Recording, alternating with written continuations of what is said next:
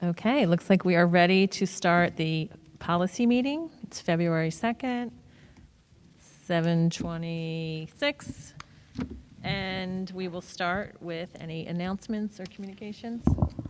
There are no announcements this evening. Okay. All right, so let's move right into second readings. Oh my gosh, I skipped minutes, sorry. Okay, we have to approve the minutes from last month. Is everyone okay with those minutes? Yeah. Okay. Yes. We'll move Yes. them along. Now we are ready for second readings.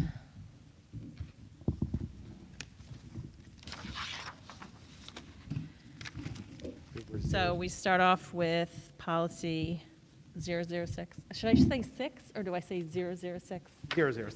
006. Okay. Let me get that right. Okay. Policy 006. Second reading. I'd like to highlight a couple of changes that we made. If you remember at our last meeting, we talked about including the material from PSBA as a guide for parliamentary procedures. So that title has been added. As we look throughout the policy, we use the term community input. The actual term is public participation, so that has been changed. And I believe going forward, we'll also change that on our agendas once this is approved. So community input will be called public participation. And for everyone watching at home, we're not getting rid of community input. It's just changing names. The changes, or most of the discussion that we had at our last meeting, was under public participation on page 5 of 9 in your policy packet.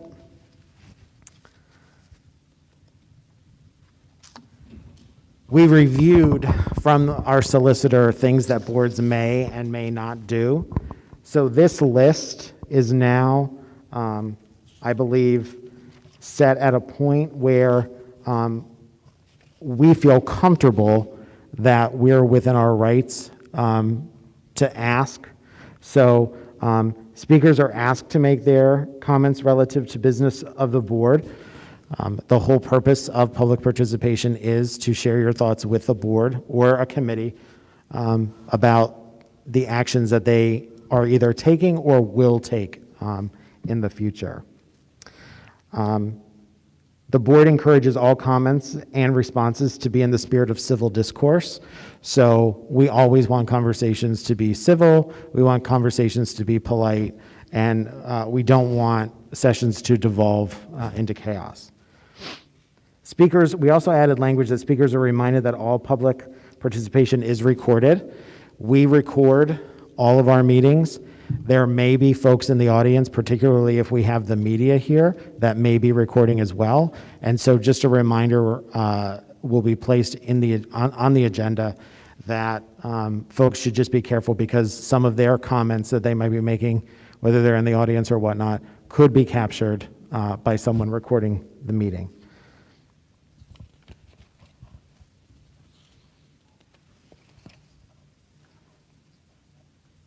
The rest of the policy, other than some grammatical and syntax changes, seems to be in good shape. I'm comfortable moving this forward if the committee is comfortable.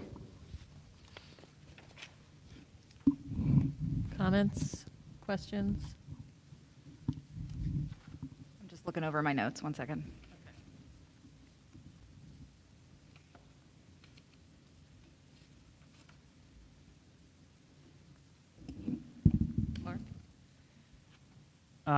So just one minor suggestion is in that section on see, I'm doing it already, public participation.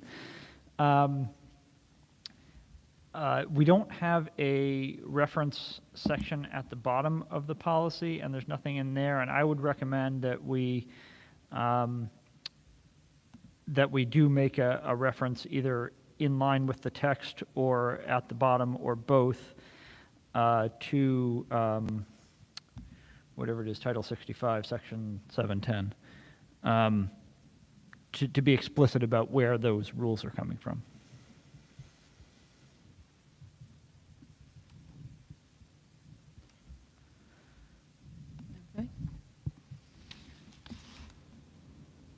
Ready, Jenna? I'm good. You're good? Yeah. Okay. Anyone else, any comments on this? We did talk about this a lot at the last meeting. Okay. Oh, I'm sorry, Jen, one more thing. We, there is one thing that says that language will be in the board agendas about, I'm trying to find it. Putting language in the board agendas about public participation. Where is that? Are you right here, Mark, on page 5 and 9, where it says the following language will appear on agendas for meetings of the board? Yes, that's where I'm looking. Let me just, where on 5 and 9 is it?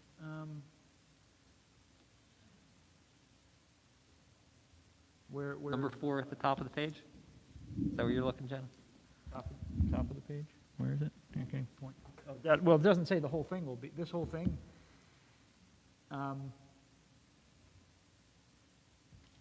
Is the intent to put this entire bulleted list, in the agenda every time? That's the way I read it, for what it's worth.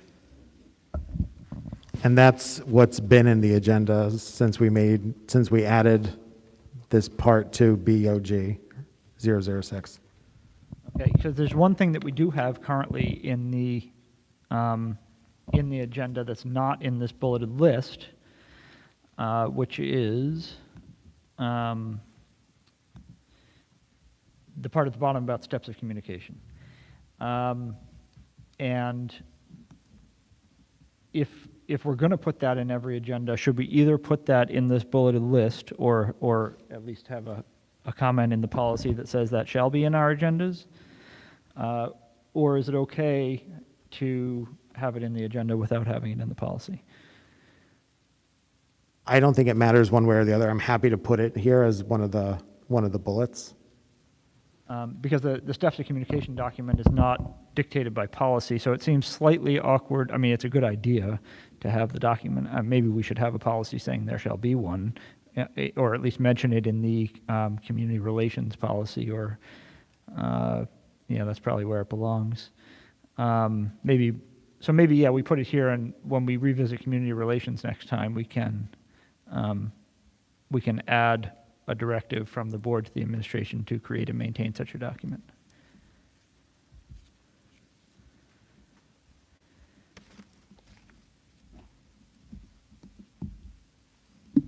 Okay. Any other comments, questions? So is the committee prepared to move that forward to the legislative? Yes. Yes. Yes. Okay, great. Moving on. The next two policies that we have, I'm actually going to defer to Mr. Hoffman because he's been leading that work. Okay, All right. so we will start with 214. Computing grade. Sorry, Dave, go ahead. Thanks. 214 is the computing grade point average.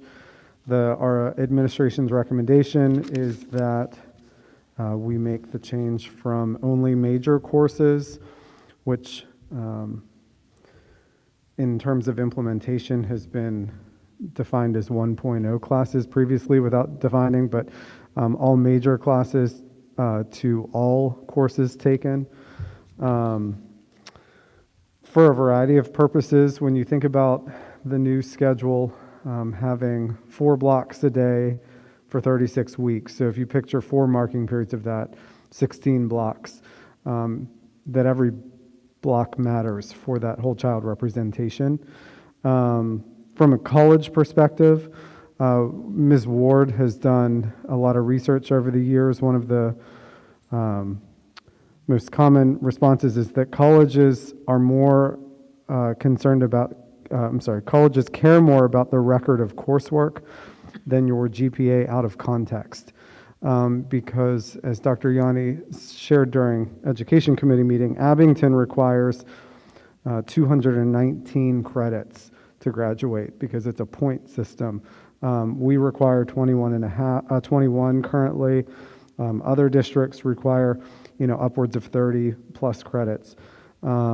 Locally, just in the county, we have GPAs from some of our peer districts. When you look at what an A is worth in local districts, in Upper Dublin, an A plus and an A are worth 5. At another district in our county, an A is worth 4.3 and an A plus is worth 4.6. At another school in the county, an A plus can be worth a 4.3, a 5.3, a 6.3, or a 6.8, depending on what class you're in. And so when there's a concern that it's going to negatively impact our students comparing to other schools, that's what colleges are telling us, that that's out of context, because there are students graduating in our county with a 6.7, and there are other schools graduating in the county with a 3.9. And so this isn't something that would impact a handful of students. It would equally impact all of our students. And one of the things we report when we send applications is the school's highest GPA, so that graduating class's highest GPA, and then the number of AP and honors classes that are available. So that's where they look. Ms. Ward surveyed colleges. Over 50% of the colleges, and this was 3 years ago, so I can imagine this changing even more. She's in the process of surveying again, but over 50% of the colleges that our students apply to recalculate the GPA when they receive it. Some of them are taking out all classes except for English and math. Some of them are just going straight unweighted. Some of them are making sure that all classes are counted. Some of them are making sure that only 4 core are counted. The other 50% so the rest of the schools that are not recalculating are looking at the transcript and the GPA of that student comparing to that school, just as a piece of data. So we did do a number of, for what it's worth, and then I'll open up. We ran current junior and current senior GPAs, both term and end of year, and then we hand calculated GPAs for students based on what we currently use and what the proposed would be. As Dr. Yanni mentioned, AP lab classes in our new schedule, the lab block is going to be a half credit block.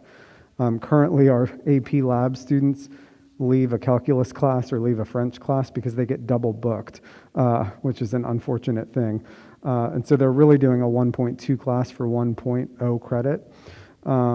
And so we calculated all of those things. So in the instance of health and PE being a half credit, we looked at the top 10 in the class, then we looked at a 10 group of kids in the middle, and 10 towards the 2.5 range to see. The top students actually went up because of the number of AP science classes that they were taking. The middle range of students, there was some fluctuation. Some of our students who were in a blend of honors and AP classes also actually saw an increase because their elective courses were some of the preferred chosen classes that ended up those A's helping them whenever you have a C- factoring in a math class as an example. And so that actually raised their GPA. When I talk about the impact, though, it was the average impact was about a 0.07 on any GPA positively or negatively, and that was not consistent. That was on the ones that it did actually move.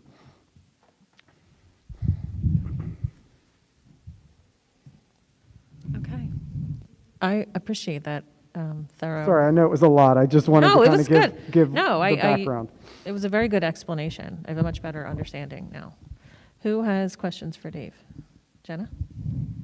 So I agree that's really helpful because I did want to make sure we address, concerns about the impact that that's going to have negatively, but I agree with your point that I think it can be a positive impact for other students. And, so it's going to go both ways.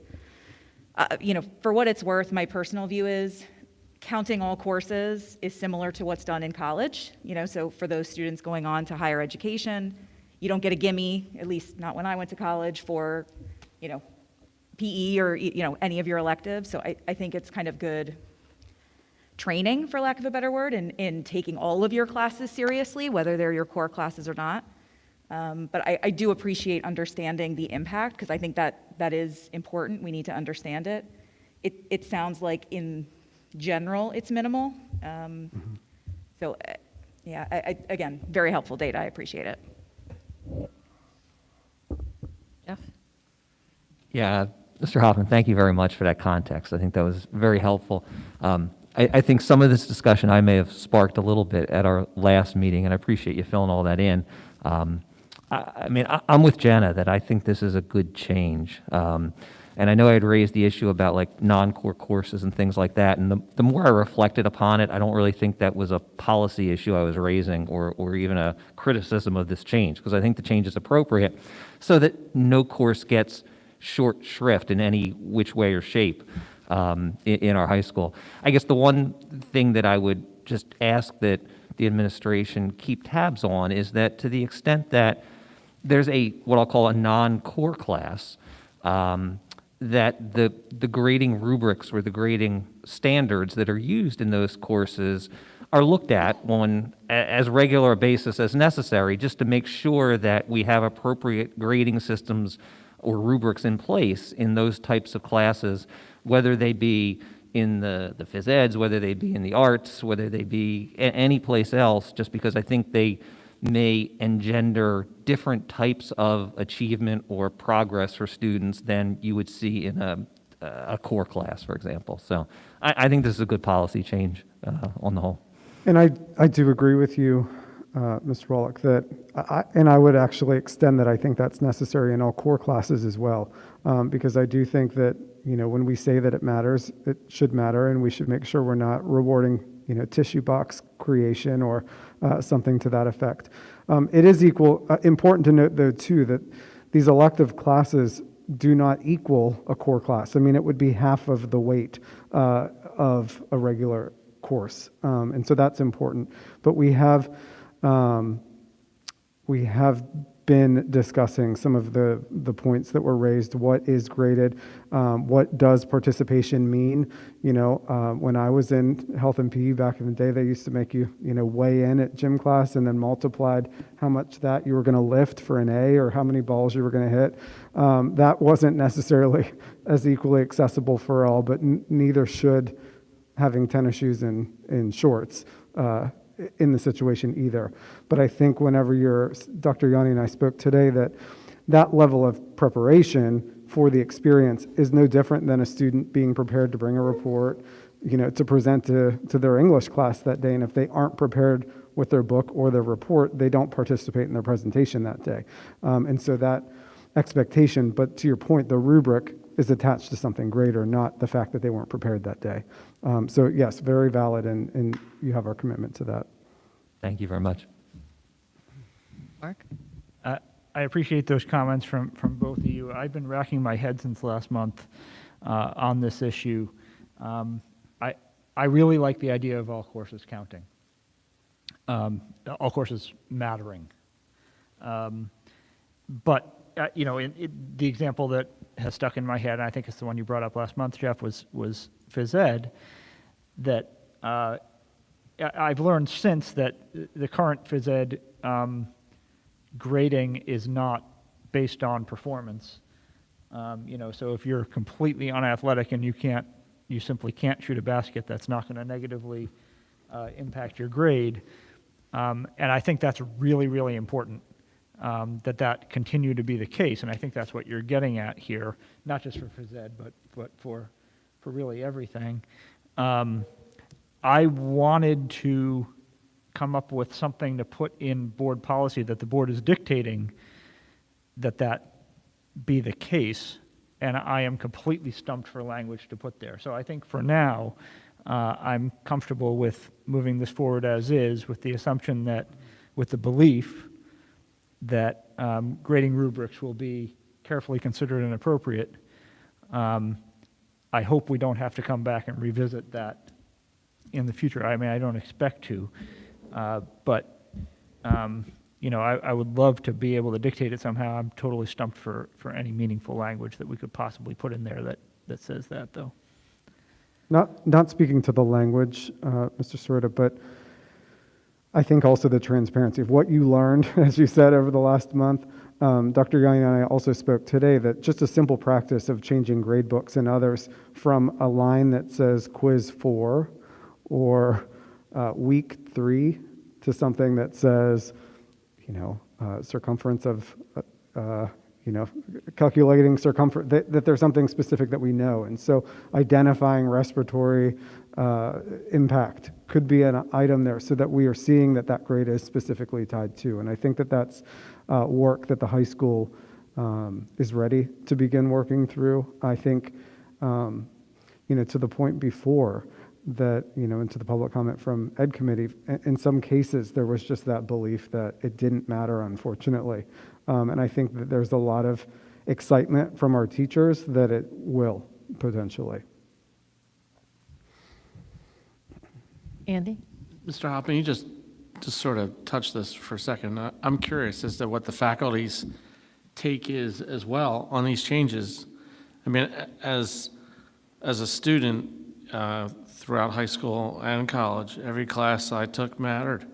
Everyone counted. And gym was a challenge only because I was 4 feet tall when I went to high school and weighed 75 pounds. Climbing the rope to the ceiling was not fun. But does the faculty understand how changing this concept is one that they also have to, adapt to and understand and embrace? The topic was in my mind, but it actually came from teachers during the scheduling committee surveying of faculty, that they actually, our elective area teachers requested that this be considered. And so that was a really exciting signal, for sure. And we've been keeping them posted along the way with that.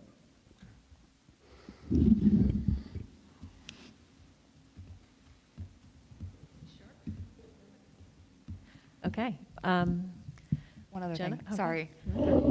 Does anybody remember, I feel like I raised this last time, and for the life of me, I can't remember where we landed on it. The language that says that it's courses at Upper Dublin High School that count, and I think we talked last time that Eastern courses do count. Did we decide to change that, or was there a reason we didn't? I can't remember. No, because they're technically Upper Dublin students that are taking courses at Eastern, but they're And Eastern is technically just governed an under. arm of us. Okay, Yep. fair enough, okay. But, yeah,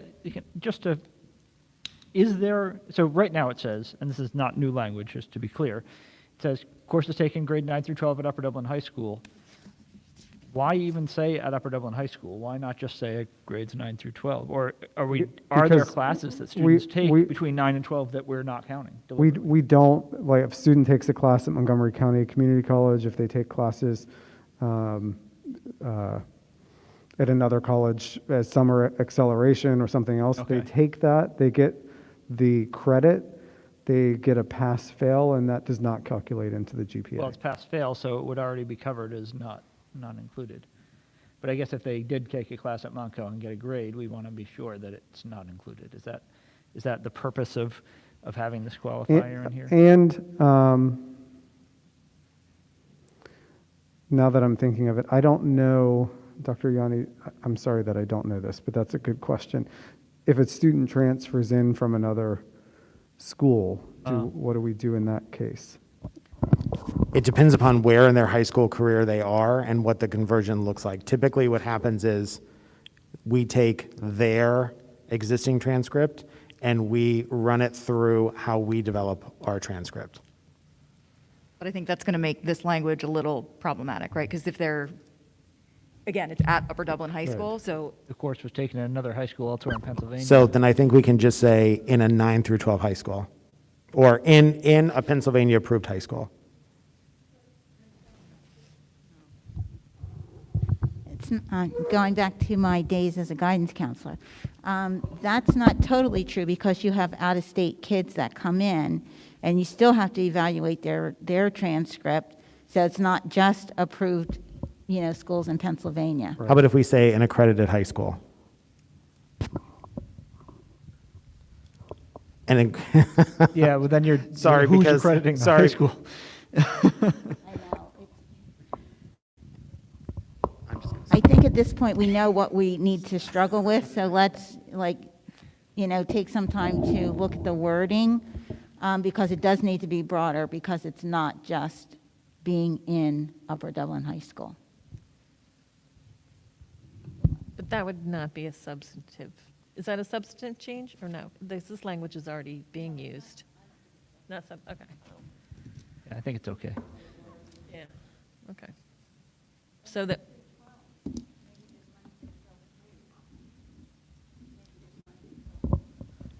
Dr. Davis just said maybe just saying 9th through 12th grade. Well, that's what I said too, but then there was the example of a class taken at community college that's presumably not a dual enrollment class, that, there's going to be all these corner But it cases. would be that would be the pass-fail situation where it wouldn't Is it count. always pass? I mean, there's never going to be a case where a student takes a course at community college and gets. We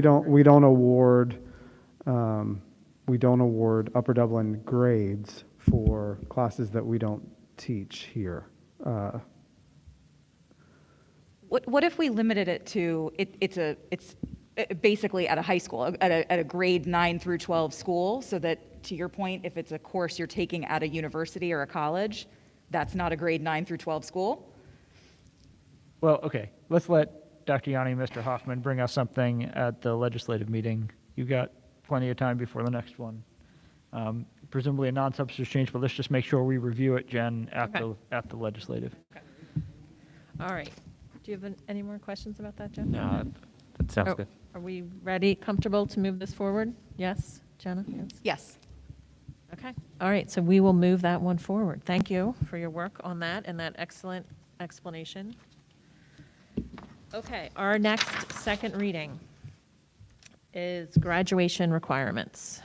And 17. Mrs. Ward just replied to me that that is what that meant. We don't transfer grades. We count the credits, but those grades don't count towards their GPA currently. So if So a if they student transfer in comes, second semester senior year, they're Then not going their- to have an their Upper Dublin GPA GPA at all to show to a college? correct, their GPA would be their term GPA from their classes that they took here, and then calculated at the end of the year. I said Dave phoned a friend early to get the answer. She's quick too. I mean, you gotta love her. Everybody program Miss Ward. She's quick. So we can talk through that in advance. Dr. Yanni, you and I want to talk about that. And what are we? 217. Okay, 217. Logged me out. So this is looking at the increase in the minimum graduation requirements from 21 to 24 as a result of the new the option for 8 credits per year.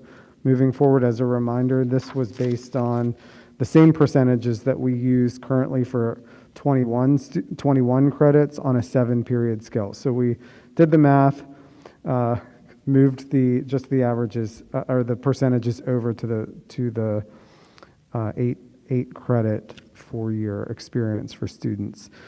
We're proposing tonight, this is new this evening, the grandfathering in of credits for class of 2022, keeping that at 21, class of 23 to 22, 24 to 23, and then our class of 2025 and beyond meeting that 24. If you think about where our current credits are for students, asking them to have one more graduation credit going into their senior year when they typically were scheduling 5.8. So this year's seniors, as an example, we were required to schedule 5.8 credits. Next year's seniors are required to schedule 7.0 credits. So that's an increase of 1.2. That took me longer than it should have. Oh my gosh, that scared me for a second. That's an increase of 1.2 minimally, but our seniors would have the potential for that 8th credit of 2.2. So that's where that phase-in over time goes. And much along the same thinking of every moment matters, every block matters, every class that you schedule matters, and we want to make sure that the minimum expectations support that and reflect that as well. Of course, you know me, I went through and did more math over the last week than I've ever done. Not the mental math that I just attempted. But as you recall, when I looked at our current 21 requirement, getting to 24 with the 7-period, 7 credit a year option. 3 years ago, we had 3 students that were between 21 and 23 credits. 2 years ago, we had 8 students between 21 and 23, and this last year we had 13 students between 21 and 23. I then looked at our current 10th, 11th, and 12th graders to see if we're expecting more of the 13 situations or if we're back to the 3 or so. We have fewer than 2 current juniors who would be below the 22 already. With what they're required to schedule, they would have 3 credits of wiggle room, both of the students that are in that range. So we don't have the panic. I asked the high school team to look at data from mid-year. We don't have juniors currently who are going to kind of topple back to put them in those areas of concern because of the buffer that we created for calculations. So I feel confident that our 21, 22, 23 phase-in would work, but I'm happy to take any questions on that. Go ahead, Jenna. So I'll be honest, I have a little bit of concern about this, and I'm going to play devil's advocate a little bit, because I think, again, the data that you bring is super helpful. My devil's advocate point is, if most of the students are already there, you know, given what everybody's gone through with COVID, with tornado, et cetera, I'm leery of putting additional pressure on students if it's not actually going to translate to them having to take more credits. And what I'm struck by is we do have a minimum number of credits that students have to schedule. So I guess what I'm trying to understand is, what is the benefit if the vast majority of students will already be there? We do have a minimum credit requirement to schedule, you know, each year. So it's not as though this is going to prompt the seniors to take 4 credits. They can't. So that's kind of where I'm a little uncomfortable with the phasing in. Particularly, you know, maybe it's a different thing when you get to the current freshmen and sophomores, particularly the juniors, but I'm a little about the sophomores too. So again, that's just to be honest where I'm sort of coming from. Sure, it's fair. When we dug into why the number went to 13 with the last graduating class, that was those students were juniors in 2020. And then seniors in the hybrid year. And what occurred more junior year than senior year was students choosing that junior year to come out of classes. And guidance accepted those requests per administration's permission that we had to be flexible at the end of that year. Because if you recall, they had just completed midterms at that point. And didn't have 3rd marking period, 4th marking period, and finals to help at that point. And so that's where those students were. It wasn't from failing classes. They just got behind there. The rising seniors, to the point about the number of credits that they'll be required to take, to schedule rather, with 6.2, 6.2, 5.8, and 7.0, they will have been required to schedule 25.2 credits. We're asking that they would have passed 22 of those 25.2 classes. I'm sorry, did you say the rising seniors? Mm-hmm. Okay, so this might show my math was bad. I did the same exercise. I added up what's the minimum number of credits that they would have, if they took the minimum every year. Mm-hmm. I got 24.4. 6.2, 6.2. Well, they only had to do 5.8. Their current. The rising, the current juniors, didn't they only have to do Freshman 5.8? year is 6.2. Okay, so- so it sophomore was, year- one of the years was 6.2. Okay, Yeah, that's where you get it from. there's two 6.2 years, 9th and 10th is Okay, 6.2, 6.2. I got you, that's where it is, okay. Then 5.8 junior and senior year. Got So it. for them, it would be 5.8 and 7. Okay, yep. It doesn't change my opinion, I'm going to be totally honest, but, And that's fair. I think from a teaching and learning perspective, my recommendation is just that I don't want students and I don't want teachers, and I really want to emphasize this point. I don't want students or teachers to believe that being in statistics doesn't matter and that you don't need to reach the finish line, because historically in the district, with the minimum number of state requirements, there is often a moment of, I don't need this, it doesn't matter, or a teacher saying, if you're not going to try, then you can take another class next year. And that's a really bad place to go into a learning situation. And it's a really bad place to leave our high school and our school district going into the real world, saying that it didn't matter that you sat in that statistics class all year and got an F. I would much rather you not be in that statistics class, or I'd much rather you be in an art class for the first time and just learn to love art, because it matters. And your best effort shouldn't be an F beside your name. And that's what we're saying when we're saying that it's okay to schedule 25.2 and pass 22. We're basically giving students and teachers 3.2 credits of failure. And that's hard for me. As leading teaching and learning, that's hard for me to say it's okay. And so that's where my recommendation came from, just for full transparency. I think that's a culture shift that needs to happen, and it can't wait any longer. let me just ask one follow-up Sorry, on that brought down the room. Yeah, no, I mean, look, that's a great point, and I appreciate it. So let me just ask on that example, right? Because again, it is going to count toward their GPA, right? To your point, because as we talked about earlier, every class should count. So that in that example, right, that F, I mean, that's going to not be awesome for their GPA.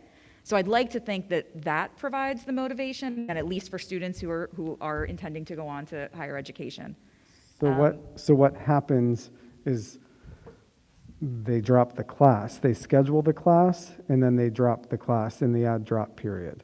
And when there's not a seat or not a class that they're able to go into, then they just fall below the number of credits that they were supposed to schedule for, which now we've saved seats from a staffing perspective and a master schedule perspective. That was a seat somebody else may have wanted, or, So that's often what happens. Last year, when we were looking at the DF list at this time, we had seniors that were just riding on DFs and statistics and didn't want to do anything because they were already accepted to school, or they didn't need.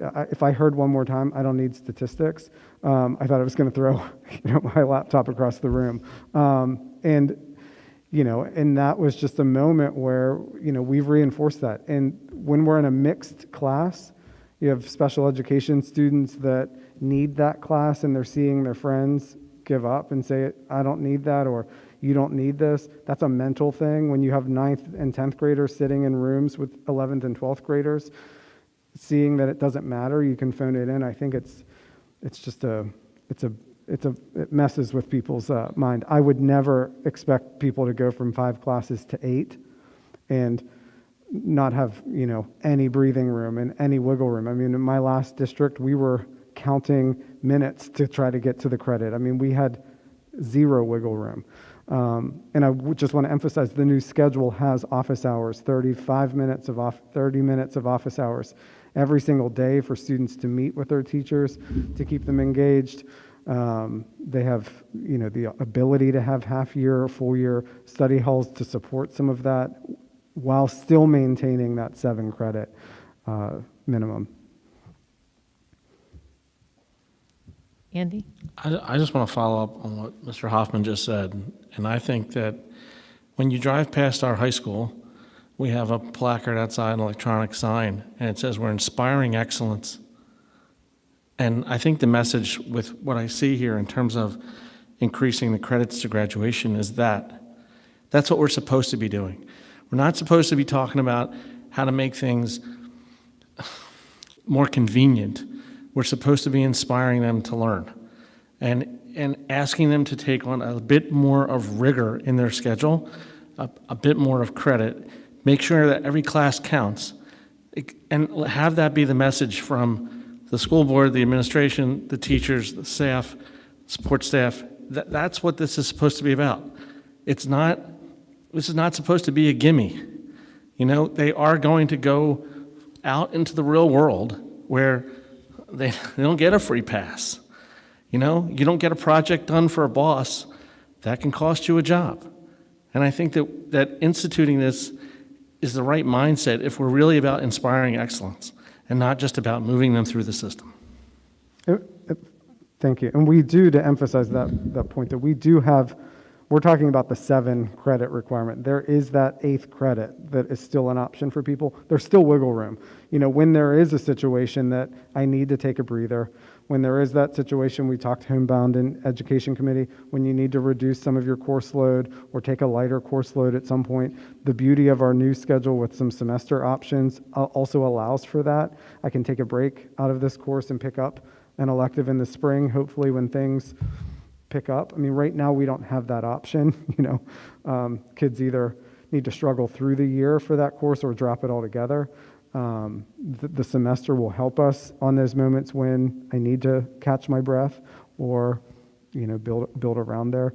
But I just want to emphasize, I still believe strongly that if we don't allow them to fail when they're with us, we're also setting them up for some disappointment. So that's that point of, you know, we're not requesting 8 credits a year for 32 graduation credits. You know, we still have that 80%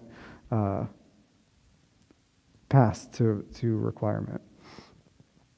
Yeah, and to be clear, the 24, I mean, that we've already, Yeah. that part we've already agreed on, I think. I mean, that's baked into this policy, and that would certainly apply going forward. For me, it's really just this kind of, the kids who are currently in high school where they're kind of getting the opportunity to take more credits midstream. So yeah, to be clear, I'm all on board with the 24 credits, with the new schedule. I think it's awesome. I'm just, you know, I'm still struggling with the phasing in, that's all. Jeff? Yeah, Jenna, respectfully, I disagree with you. I think I'm where Dave and maybe Andy is based on his comments. I think that if we want to achieve that, and if we're agreeing that it's 24, the progression to get there, to me, makes a lot of sense. And based on everything that we just heard from Dave and the explanation of the wiggle room, I don't really see it as an extra burden, but I see it as moving toward the goal that we as the board and the administration want to achieve. And I think stepping it up is reasonable in my mind. I mean, I hear your points, trust me on that. I'm just kind of on the other side on this one. Yep. Mark, anything? I have so many thoughts swirling in my head right now. I got thoughts too. Go ahead. So yeah, I totally agree with the 24 as the target too, and I'm you know, I've been thinking through just how we get from here to there, and you know, this is certainly a straightforward logical progression, and it works in so many ways. I love Dave, what you and with Andy's reinforcement, you know, about the importance of making things matter. One of the really important things we have to keep in mind all the time is that we do need to provide room for students to fail. And fail doesn't necessarily mean fail grade-wise, but failure is such an important learning tool. They need to be able to fail successfully and learn from it. I mean, there needs to be enough room to make that possible. It sounds like there is here, but you know, that's just something to keep in mind. Failure has to be okay with the appropriate, you know, opportunity to learn from it. Jenna, you said something about hopefully the grades would be motivation. You know, maybe this is me betraying my You know, I'm one of those, there are places where my beliefs are a little bit outside the norm. I'm not a complete believer in grades. You know, that, you know, one of my kids unfortunately didn't fall far from the tree on that. And so, you know, grades, I don't want to place too much importance on grades, but graduation is obviously really important. It's a state mandate. And it's, you know, that to me should be motivation. You got to finish what you started. You got to complete it. You know, if you fail along the way, you learn from it, you move on, you pick yourself up, and you do what has to be done to get there. It's really about, to me, those very few students who, for this transition period, might be already behind for whatever reason, and are we making it harder for them to catch up? And if we are making it harder for them to catch up, either we need to relax these requirements a little bit so it isn't harder, it's just a very small number of students, but you know, I don't think that's fair if they went into high school thinking they knew what the process was and how they were going to catch up because they're behind, and then all of a sudden we make it harder for them. That doesn't seem particularly fair, but I mean, I think we're talking about, you know, like you can count the number of kids on one hand who would fall into that situation. So another approach to that, beyond relaxing the requirements, would be just ensuring that there's the appropriate supports or some method of grace from the principal to forgive, you know, that strange situation that maybe, you know, tornado or COVID caused or whatever, to accommodate that very small handful of kids. If you were going to change something here, I mean, I could see we currently require 3 electives and we're requiring 4 for the next 4 years. That would be the place to change it. But, you know, I'd be more inclined to come up with some sort of forgiveness mechanism if it's not already existing for students who are already behind, who are in high school already and behind for some reason outside their control, to make that, the nature of whatever that failure was, an opportunity. So, you know, I'm comfortable moving this forward, provided that there's some assurance from the administration that those students have an out that doesn't require them to do more than they already thought they were going to have to do based on this change. I have a comment about this policy too. So that was an excellent explanation, Dave, of why this is important at this time. When I look at it, and I've gone over some of the numbers, almost every kid has these credits. So there's just these few kids who don't have it, and those are the are we putting up an extra barrier for those handful of kids? Because everybody else already has it. So we're not really motivating them to go get these credits.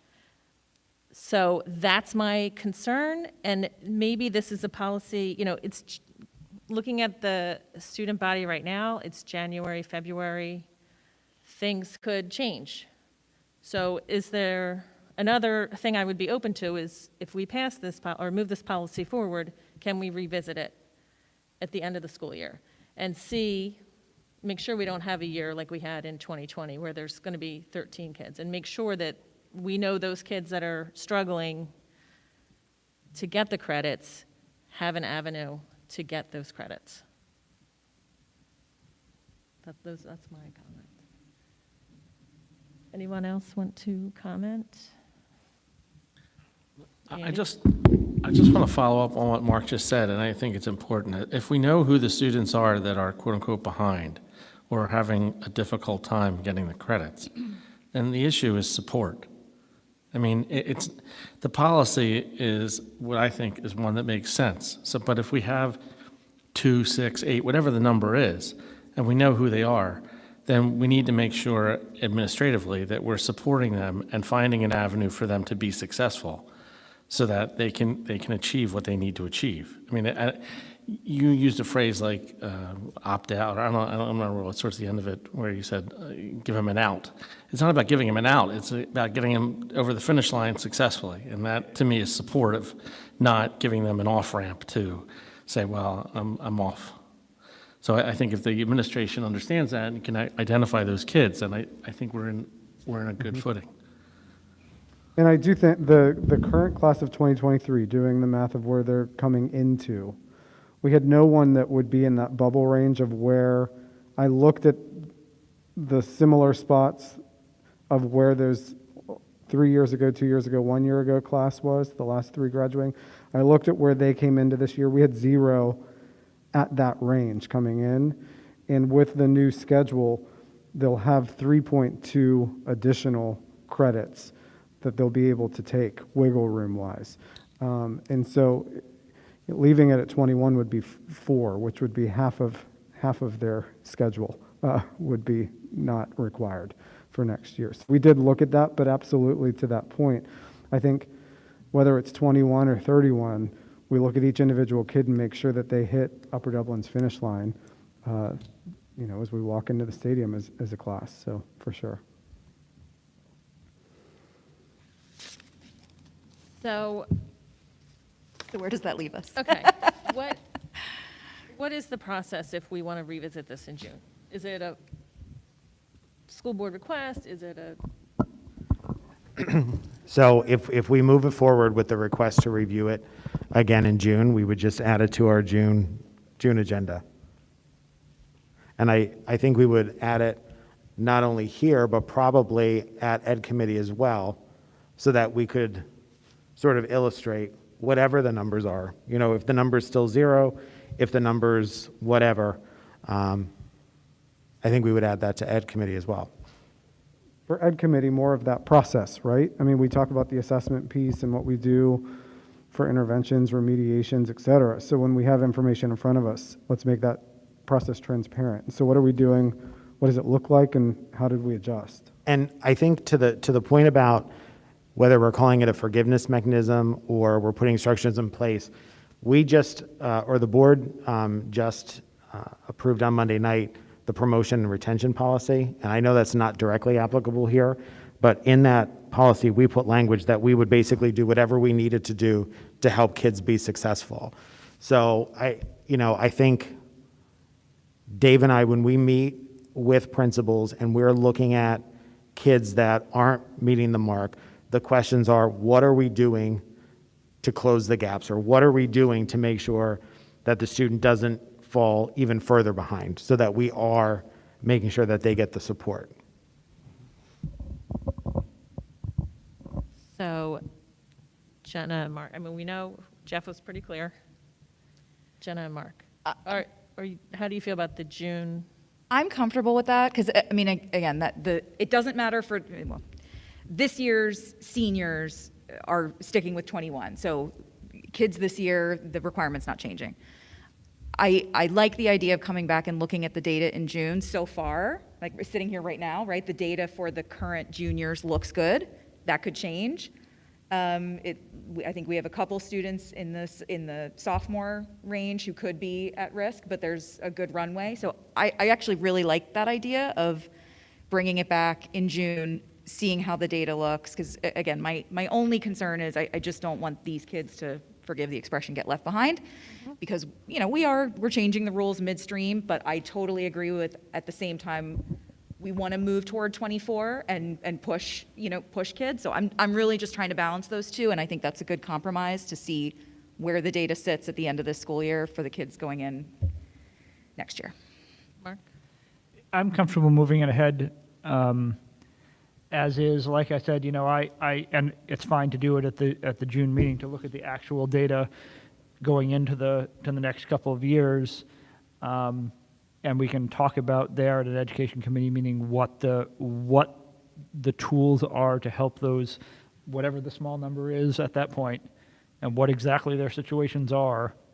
Obviously, No, yeah. in a public meeting, it's hard to get too specific, but what mechanisms exist to help them, as in Andy's phrasing, over the finish line. Can I maybe just ask a question? Does anyone think we wouldn't do that even if it wasn't in policy? Okay. No. Okay, I just want to make, I mean, Yeah, to be clear, that's Okay. that's not my concern at all.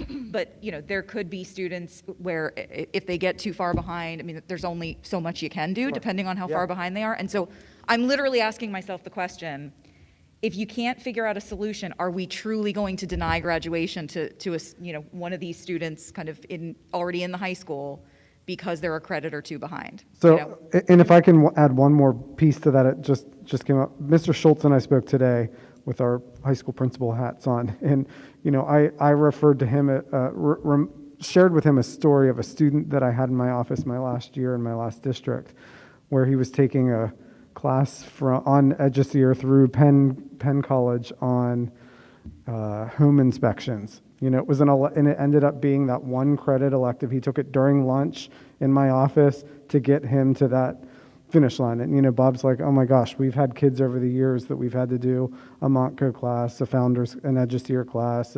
We do those sorts of things. We look at credit recovery as a piece that you might look at a junior or senior and say, look, you slipped up in that English class at this year. Let's take a look at, you were close. Let's take a look at that and determine what can we do to recover that credit. Not, you need to now take a 5th year of English, but can we go back and do some of those essential activities? So those things always happen to get them over that finish line. And so whether it's 22, if it went to 24 next year, not offering that, but we would do that. Every I know you single would. unique situation. Yeah, for me, it doesn't come from any doubt that those good things would happen. It's maybe a measure of guilt. We're the ones changing the rules in midstream, Right. right? So we want to make sure that Yep. as we do that, we need to know what the negative every decision we make has some kind of negative consequence for somebody, right? So we're trying to be cognizant of what those consequences are as we make this change. The only caution or caveat I would throw out is I don't want there to be a conception that a policy that we're going to pass is fungible. I mean, we revisit policies on yearly or whatever the frequency basis is. I would hate there to be an impression that we pass a policy one month and then we look at it again the next month and it becomes sort of this continuum. And I'm not saying that's what we're really talking about here. And I think that in this context, if we move this forward subject to this, I'm okay with here. I just wanted to make that sort of general statement. And I think that in this context, to me, it's more like at the Ed Committee, we could have some data, and that might then lead us to then, as a result, have to come back to the policy. And I'm more comfortable kind of viewing it through that lens as opposed to just we're going to revisit a policy. Right, that's I exactly think, how I- right, like, if, let's say, at the May or June Education Committee, we come forward and we say there are 9 kids. We would tell you the structures that we have in place. We wouldn't be coming back to say, let's look at the policy again. But then what we would also say is proactively projecting out, we'll also look at the next couple of classes, right? So that it's not just looking at, next year's juniors, but it would be looking at the sophomore, just to make sure. And if you've ever worked with Dave Hoffman, he's a little bit like a dog with a bone. And so I let him run with this credit thing. It's everywhere.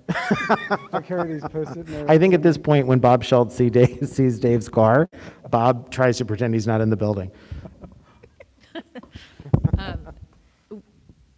I mean, we could just pass it later in the year. Is that what you're suggesting, Jeff? Like, don't pass it. Don't move this forward. No. Do it in June. No, not at all. I'm saying we pass it now, and if it happens to, if circumstances are such that the administration comes back to us based on data they're going to present to us in June, then we can always come back to the policy. But I would just hesitate to say we're passing this policy subject to looking at the policy again in 2 months just as a general look. Does that make sense? Right. My Let's be distinction? clear that we're what I think we're proposing as a policy committee is passing this policy now, and like every other policy, we're not going to revisit it until there's cause to revisit it because it comes back up in the cycle or there's some other trigger, and then we're going to review data at an education committee meeting It's possible that data would cause us to want to look at this policy again, but it probably won't. We're passing the policy, and then it goes into the regular policy cycle. We're not treating it specially in terms of any review cycle here. I concur with that, with what Mark said, 100%. Jenna? I'm fine with that approach, yeah. Okay. And just so everyone knows, this is one of the policies that we'll put in the cycle so that we look at it every year, so that it comes up on an annual basis. That was going to be my only addition, Dr. Yanni, was we can say June, but if our meetings don't align with the end calculation of, end of year grades and others, maybe a September conversation that we talk about, so it always may come up. And as he said, I will continue to look year to year at the impact of it. Okay. So it sounds like we are comfortable moving this forward, knowing that we'll have an update at an education meeting later this year. All right, so now we are moving on to second reading repeal. Yes. So we're just repealing the policy that was to calculate grade point average at the middle school. However, if we ever do that, I'll be putting Dave in charge of that as well. We won't be doing that. This is why Dave and I are a good team, because usually 45 minutes into a credit conversation, when he's really excited, I've started doing something else. Any comments on this? No, we're good? We are comfortable moving this forward? Yes. Okay. We will move that forward to the legislative meeting. Now we have a repeated first reading. So we're doing a repeated first reading of 827, implementing equitable practices. And the committee and board will remember that last month we did a first reading of this policy. The policy was extremely long, and there were things in the policy that weren't necessarily policy language. They felt more like administrative regulations. So what we've done is, and I thank Mrs. Ionetti for her collaboration on this back and forth, we have kept language in policy that's policy language, and we moved everything else to the administrative regulation. So I'll briefly walk through the policy, and then I'll remind everyone what was removed and what's put in the AR. So the one point that I want to bring out is there's some language when you're doing it or in the world of equity work, and a couple people actually have questioned this over the last couple of months, the idea of fairness or justice. When we're talking about, when we're doing equity work, the generally accepted phrase or the generally accepted term is justice. So as we look through this, if someone might be wondering, well, the policy needs to be fair, you're not going to see the word fairness in the policy. So in the purpose statement, we talk about obviously the purpose of the policy, and there are three. It's basically facilitating educational equity, and this is not about taking anything away from one group because another group doesn't have it. This is about looking at what processes, policies, and procedures we have in the district that might be creating a barrier, and saying why is it creating a barrier and removing that barrier. So identifying and addressing barriers, ensure that a student's educational achievement and treatment, the way they're treated, is neither predicated nor predetermined by explicit or implicit bias, and creating and maintaining inclusive and safe schools, safe school spaces and practices. You do have, as a board, the authority under school code to have an equity policy. And then as we talk about what it is that we want to do as a result of having this equity policy, there are a couple big buckets. So we just finished doing an equity audit, and we are committed to doing an equity audit every other year.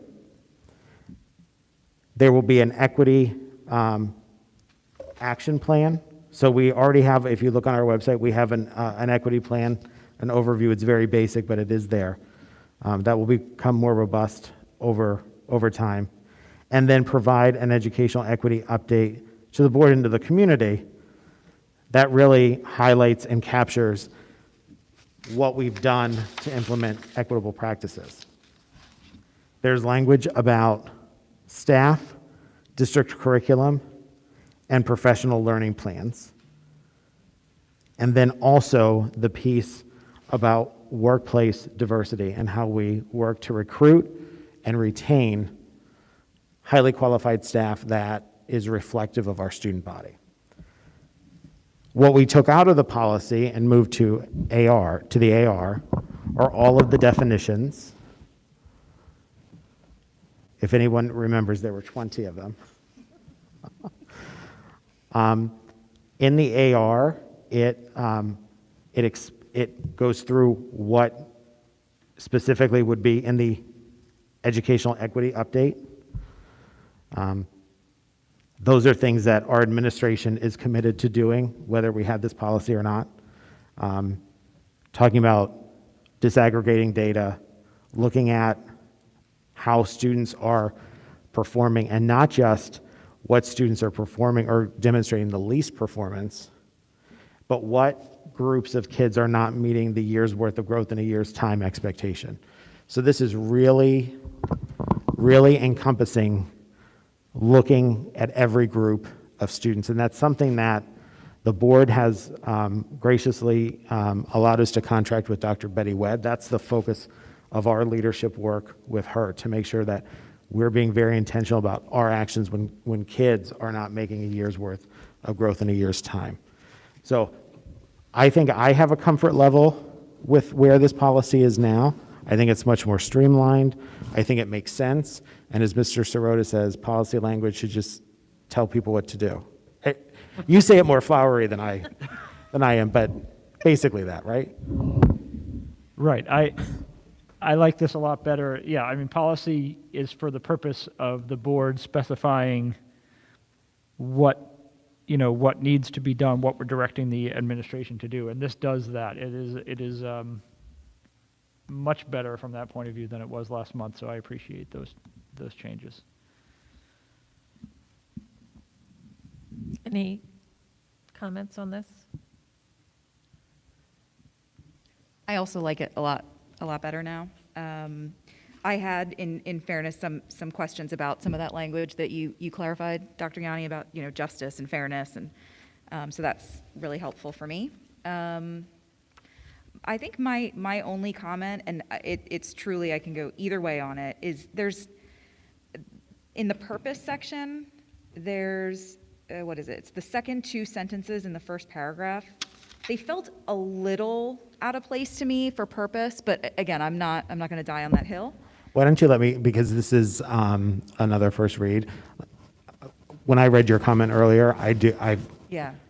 today as I looked at it, I wasn't coming up with a way to say it better or to restructure that, but why don't we workshop that and then bring it back for the second read? Yeah, I mean, to be clear, I agree with the principle. Oh, I'm yeah, just trying absolutely. to decide, does it belong in the right. purpose? That's what I'm just struggling with, but I think that's, at this point, the only comment I had left. Mark? So to help with that, I think part of the reason it was awkward, the structure of the policy last month was awkward, was because a lot of what we were trying to say here wasn't what the board is directing the administration to do, but it was sort of belief statements and approaches and that kind of thing. And we do have other vehicles for some of this stuff, like superintendent goals, for example, like a mission statement, like those kinds of things. And maybe what we're trying to get at here, we're trying to squeeze some of those things into policy that don't really, that might be better served being in mission or vision statements or in superintendent goals. I don't know that that's the case here, but let's remember that that we do have those other vehicles as well. We don't have to do all of this work in the text of policy.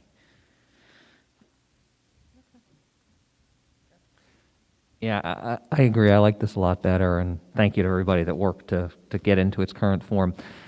The only thing that I want to throw out, and it maybe is minor, is we say in this policy, as we do in many, that superintendent and/or designee shall be responsible to promulgate regulations to accompany the policy. I had a moment's pause that we now have the 20-some definitions or what have you in the AR, or that's what's being proposed by the administration. And obviously the AR is for the administration, but to the extent that there is a term used in the policy that is defined in the AR, should we make that clear in the policy? Like, should it say something like, shall be responsible to promulgate regulations to accompany the policy, which may include definitions of defined terms in the policy, or something like that, so we have a... The other way, if the term's in the policy, it has to be defined in the policy. Well, then we got to relook We at... can't, because if we're trying to, it just has to be, because if the board is trying to dictate something to the administration, we have to say what we mean as, about what we think that means. As the board, policy is the board talking. I agree with you 100%, Mark, but like, I get a moment's pause because, you know, as an example, we use the term implicit bias in the policy.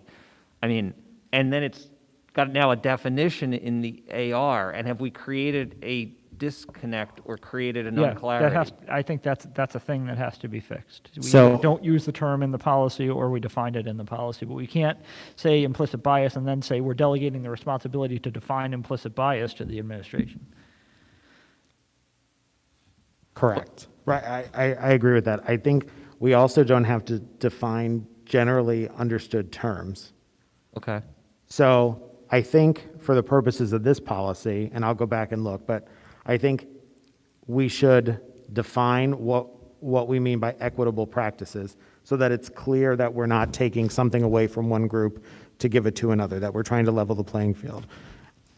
There may be some other terms that I'll either rework here, or we can add a small section of the definition. A lot of the definitions that were removed were more for I mean, like, there's a dictionary to go along with equity work, right? I mean, we could spend, you know, days and hours defining that. So since this is a repeated first read, why don't I look and I can pick out the terms that I think need to be. I think that would be great, and I agree with you, Dr. Yanni, that like there's a lot of those definitions that are just solely in the AR. I just, a couple of things jumped out at me as I was looking at terms that might be actually defined terms. And I think, and maybe next month I'll tell you I was completely wrong, but because we streamlined the policy, I think there's fewer of those terms that need to be defined. Yeah, I agree. This is the only thing I flagged, was some definitions need to be moved back, and some of them may be no longer necessary. Sure. Yeah. So are you comfortable with that then if we go through? Yeah, it's first read. What, is there an actual dictionary for equity? I mean, can we reference that dictionary like we've done with other handbooks and, okay.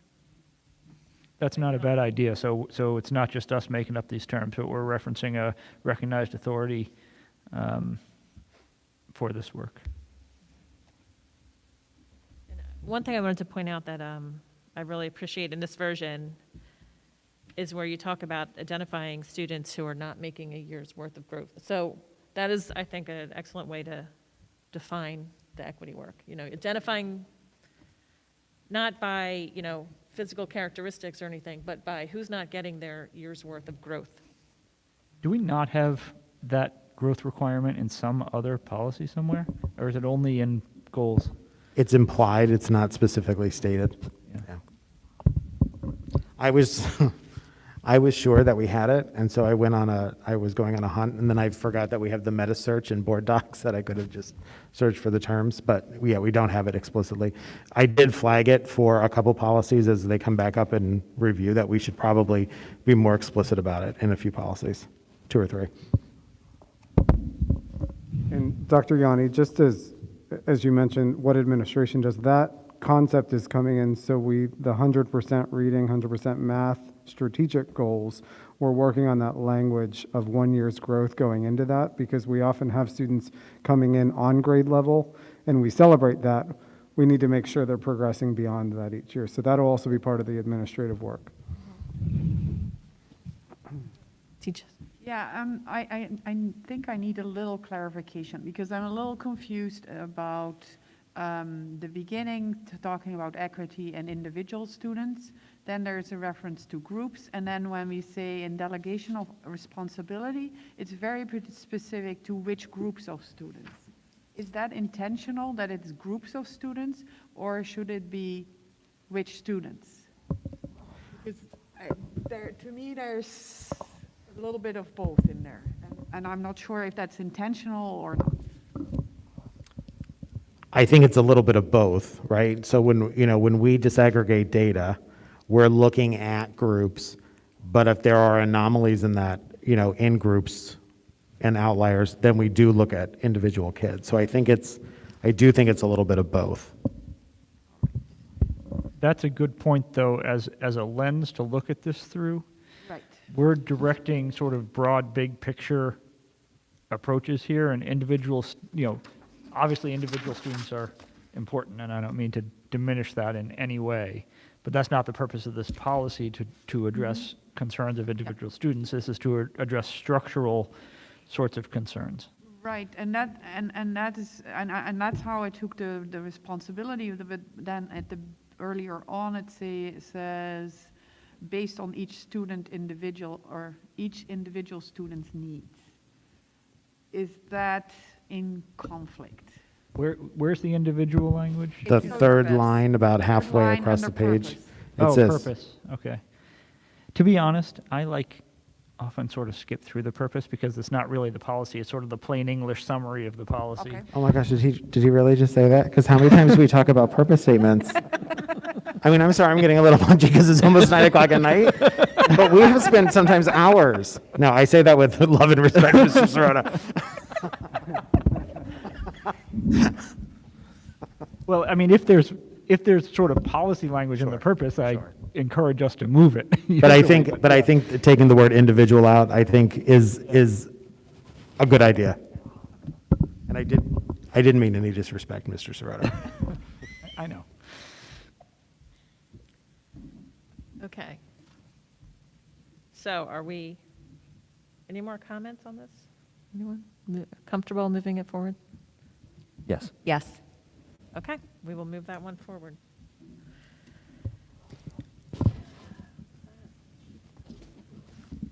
One more. So 236.1 is threat assessment. I want to start by saying that this is a heavy policy about a heavy topic. Typically, we don't bring model policies forward.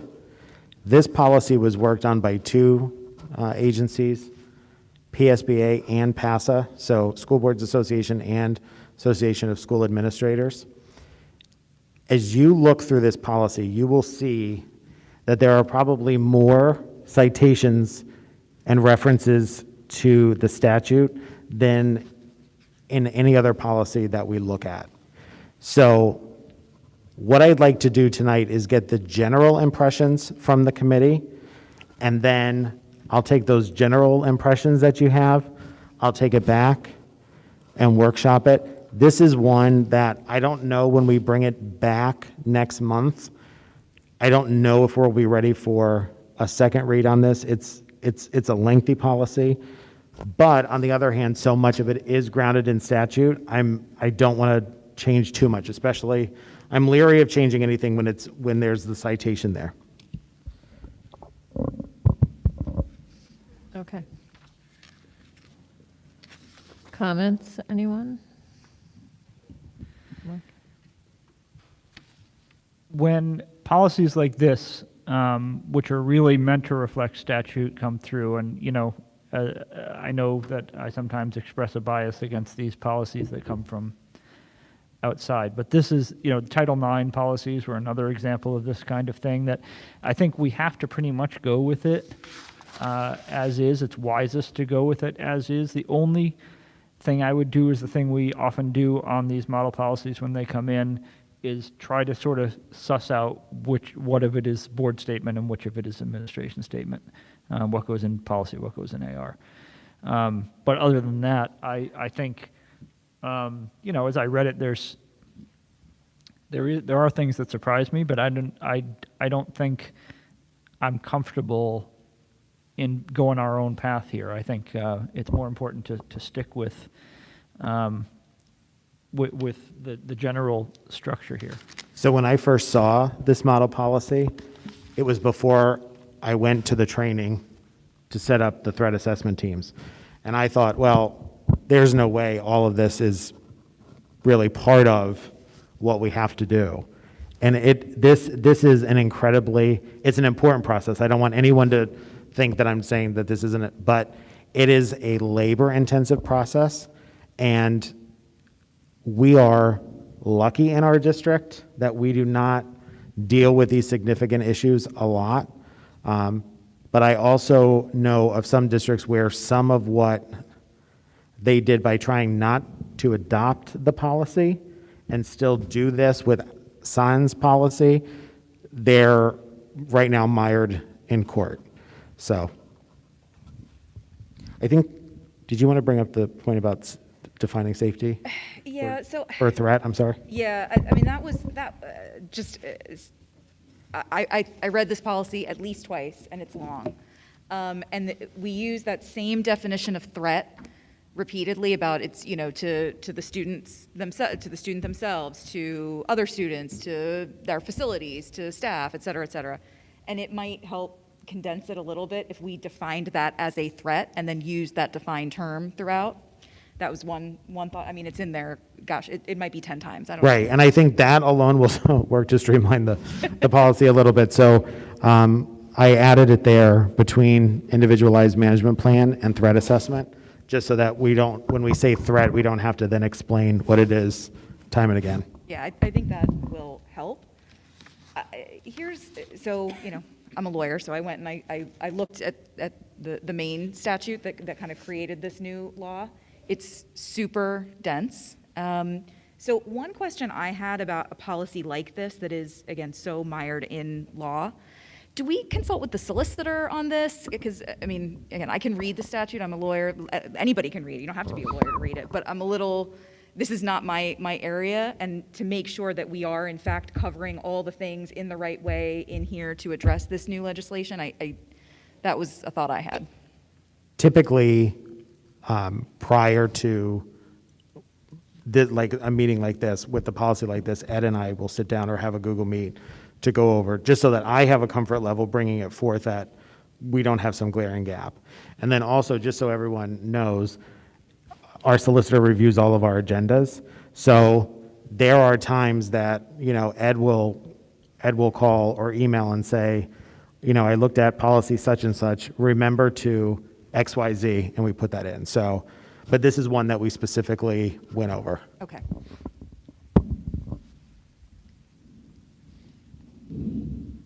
Do you think that there are likely to be cases where introduction of language in this policy or potentially in the future AR necessitates changes to any of our related policies?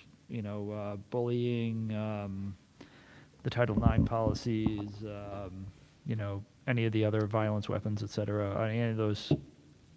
Yes. Yeah. Yes. And so once we would get through this, so I have a short list of policies that we're going to need. I have that chart that lays out all the policies we're going to review for the year. That's going to go by the wayside a little bit because there are going to be a couple policies that have to be reviewed.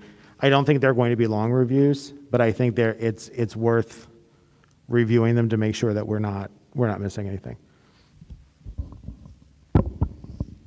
Jeff?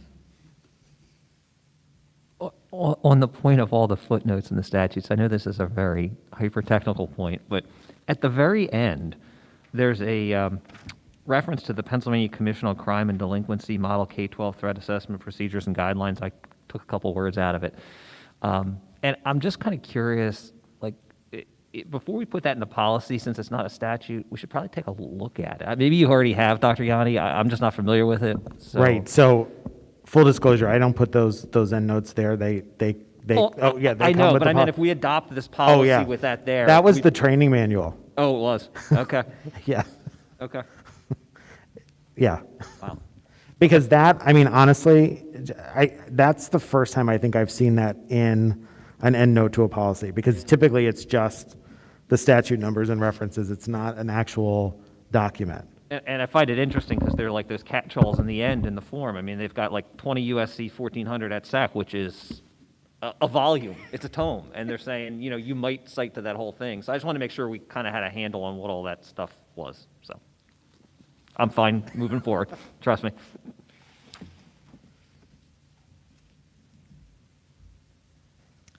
Okay, anyone else? Any more comments? Okay, I think we are comfortable moving that forward and having the solicitor take a look at it. All right, so now we are up to community input. If anyone would like to comment, come on up. Reminder, you're being recorded. You have 4 minutes. And please state your name and where you live. I'm still Pam Olszewski, and I still live in Ambler. Thank you very much for the policy discussion. It was really great. I wanted to say how much I appreciate David and all the work you did in adjusting the GPA and the course requirements, because I appreciated your philosophy and theory of the fact that having a sort of higher education quality expectation for the district is really encouraging to me, and having kids on lots of different spectrums of things, having the idea that certain courses don't count and they don't have to work so hard is pretty frustrating. But I will say that I know that after some of these discussions were made and changes in terms of the GPA, I know at least some of those teachers, I'm encouraged that they seem almost excited that they have to make gym harder, not harder, but graded differently and assessed differently, so that I think the students will have a more fulfilling, sort of experience in that. So I really do appreciate all of that. The only other question I had was, it was while you were discussing the equity policy, Dr. Yanni, you mentioned that the equity audit was finished and that there is an action plan, and I was wondering when that was going to be presented or in what capacity. So that's all. Thanks. Thank you.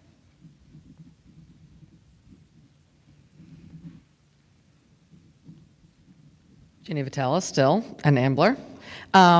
So last month I was like, oh, this is so exciting. Gym's going to count. That's going to help me. But I calculated my kids' GPAs, and they both went down because of gym, because they have all honors in AP. So that is interesting. So there's certain kids that like that 5.0, and now that is not something they can get.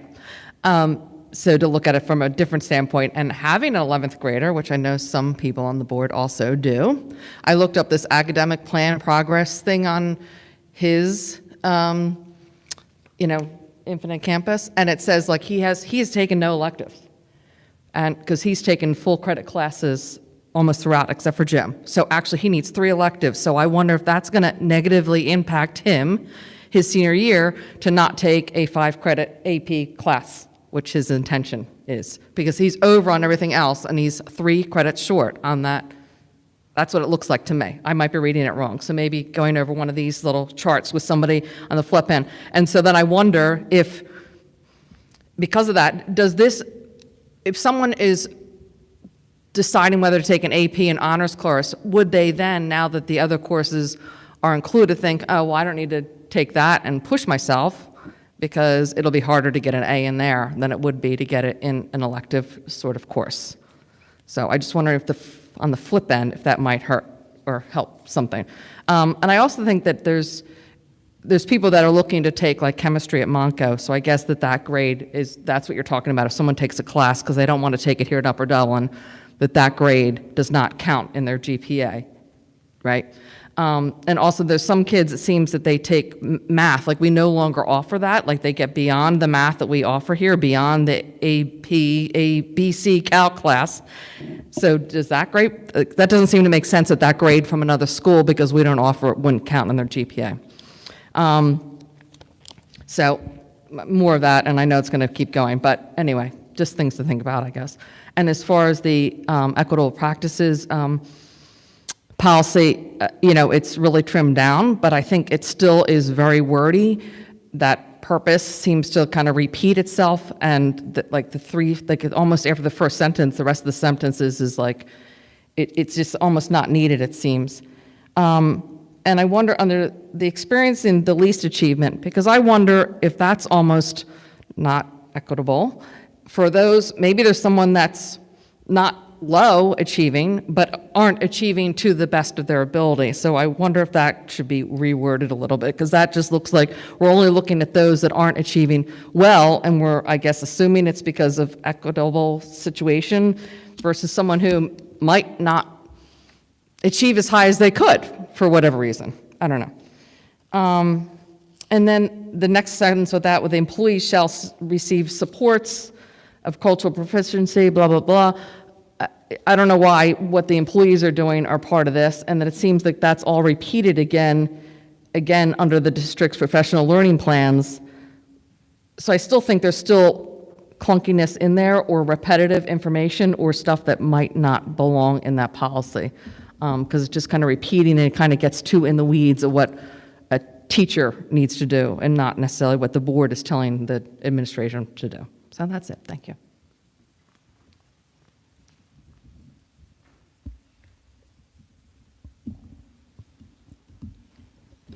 There was a question about when the equity audit will be presented. I anticipate that we will do that at an education committee, probably in March or April.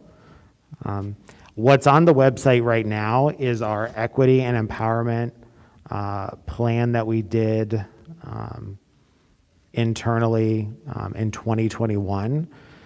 One of the things that we said, the equity and empowerment work that we're doing will become part of our comprehensive plan and our strategic action plans moving forward. So really what is on that document that was referenced, student engagement and learning, measuring academic excellence for all, recruiting and retaining highly qualified staff, and improving the culture and climate of the district. And there were action steps like removing all low-level classes, nothing that hasn't been discussed, at ed committees or legislative meetings. But what will happen once we bring out the results of the equity audit, that will inform our planning moving forward. And that will be done with the Equity and Empowerment Steering Committee. And then we'll bring that back out to the board probably right at the end of the school year. Question regarding electives.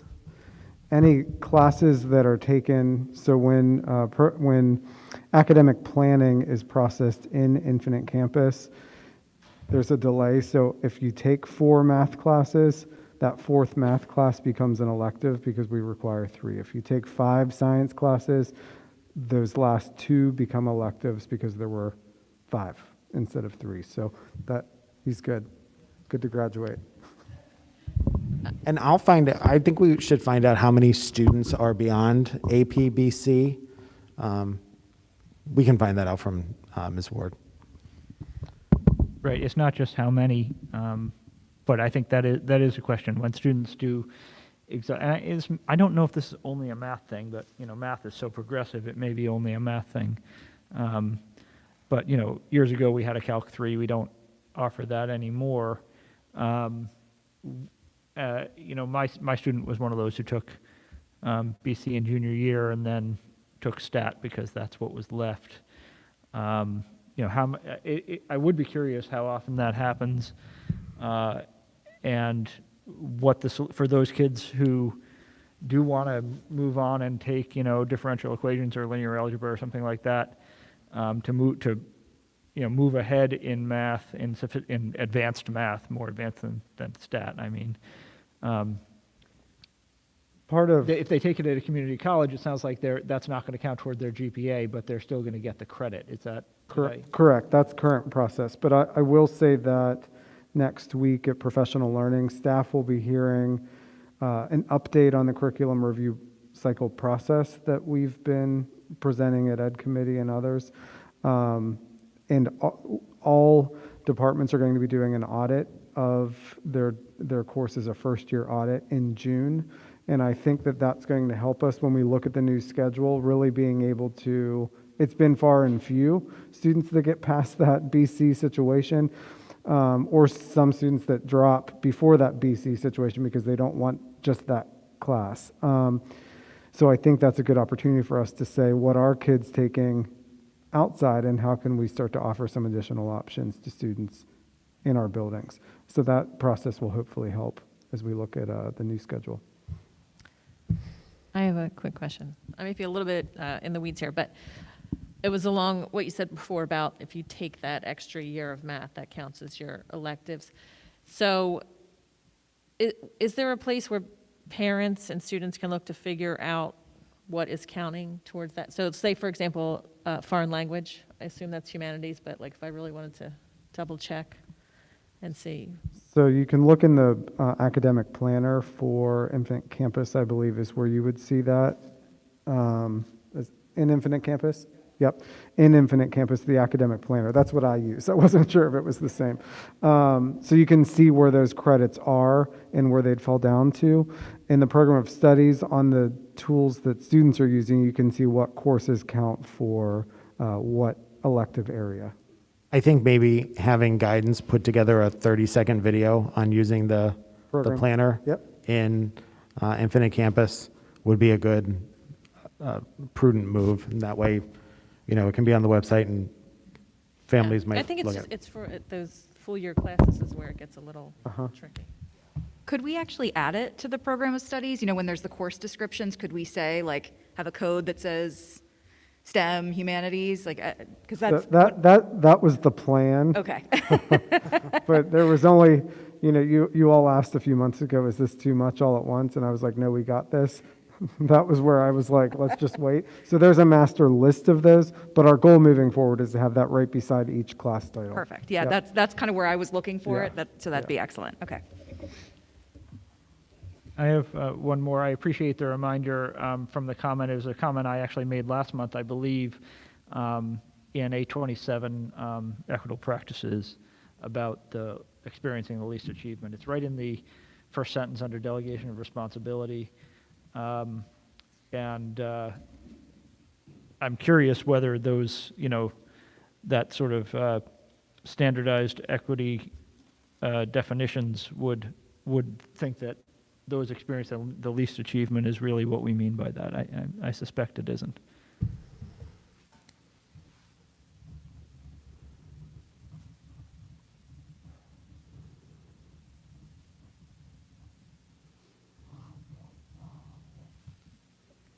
Okay, anyone else? All right. With that, I will announce the next meeting, which is, sorry. Jeff says March 2nd. There, I see it now. Okay, sorry. March 2nd, 7 p.m. or immediately following the Education Committee meeting.